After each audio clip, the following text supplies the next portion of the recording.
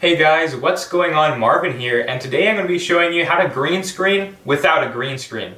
Now don't worry, it's not going to be some simple trickery like just chroma keying a different color. It's actually a unique technique that I learned in another YouTuber's video. I'm going to put that one in the description, but I'm making my own video just so I can kind of, have it for my own learning purposes, but also so I can go into depth on the technique itself. Now, the use of this technique is for when you have a background that's not perfect, that you can't just color key out like a blue or green background like is typically done with chroma key. You see this background has a lot of wrinkles, and also the problem with this one is it's white, so if I key this, it will also get rid of the stuff on my shirt, and that's a problem. So this technique is a little different, and I think it's really cool, and it's great for kind of filmmakers on limited resources that are trying to key without too many problems. Now to start off, you're going to want to get yourself a kind of a controlled environment. So here I have some lights set up and I have this white background here, because what you're going to do is you're going to take a clip of you in front of the background, and then what you're going to do is you're going to take a clip of just the background without you, but hopefully you keep your focus, your lens, your lighting and everything as consistent as possible, so you get the background itself, just that as a plain shot, and then a shot of you, and hopefully the background in both shots look as similar as you can physically make them. Once you do that, we head on over to the editing station and we take everything into After Effects, and I'll show you the next steps. Alright, so here we are in Premiere, and basically here we have a sort of test sample clip I took earlier to kind of demonstrate this technique.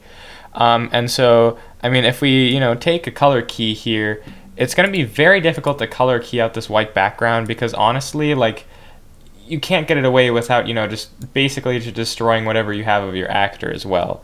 So kind of color keying is not going to work for this kind of a background. And also if you have a really cluttered background with a lot of different colors, it's going to be very difficult and it's not going to work. So that's why this technique is going to be interesting. Alright, so here we are in After Effects. I've got everything set up. Basically we just have our base clip of our actor here. And then on the side I've also imported our clip over here of just the background. Now what we're going to do is we're going to take this clip of just the background and drop it in. And then what we're going to do is we're going to select our base clip of the actor here. And then we will go down to keying and click on difference matte. And basically over here what we're going to do is we're going to choose our difference layer as clip number 1, which is the background. And then down here we can make our background invisible. Ta-da! And then over here, of course, you'll always have to fine tune your masking just to make sure you don't break it too much. But of course there's always fine tuning to be done. Basically there we go, and now we have a bit of a white outline just because of the in-camera blur that we get. Since it has that blur on the pixels, you're gonna see a bit of just edge. But what we can also do to help with this is we can go to Effect, Keying, and Key Cleaner, which is a wonderful tool, which basically will do its best to try to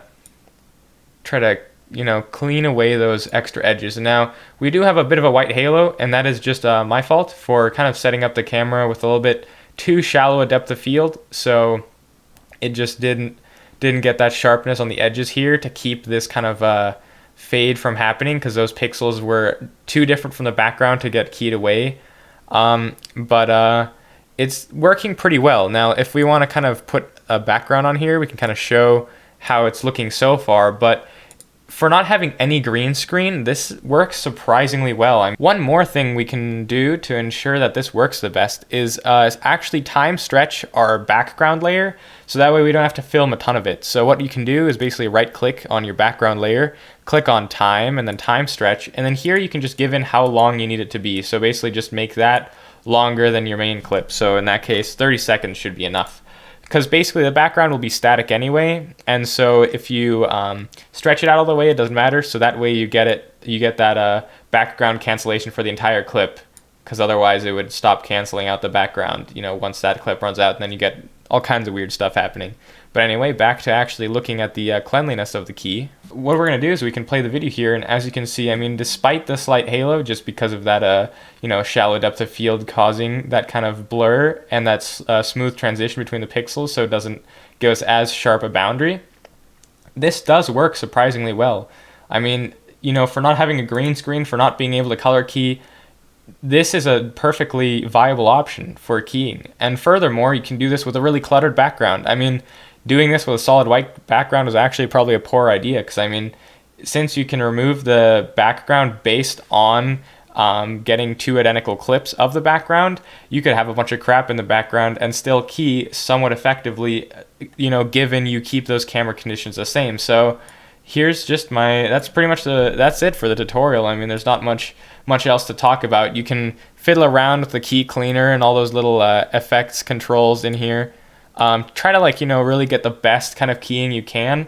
And of course, it's not going to be ideal or as good as an actual green screen setup, but it's definitely a viable option for that low budget or just simple setup kind of move. So that's basically it. I hope you guys enjoyed, and if you want any more tutorials, let me know. If you have anything interesting, send me some links.